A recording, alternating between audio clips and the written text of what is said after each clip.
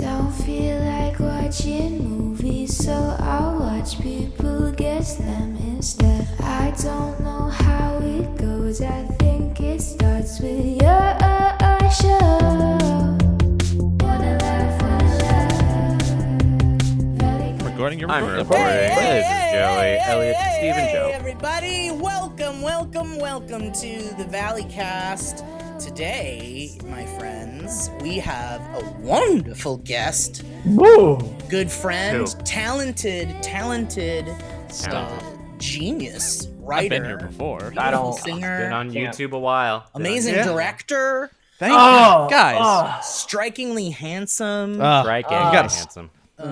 I appreciate Father it. figure. You said it to me Good before. father but- figure. amazing guys. smelling. Guys, I that's do something that. you've never said. Yeah. That's never Set my said to me. feet. Joey Richter is here, everybody. Thank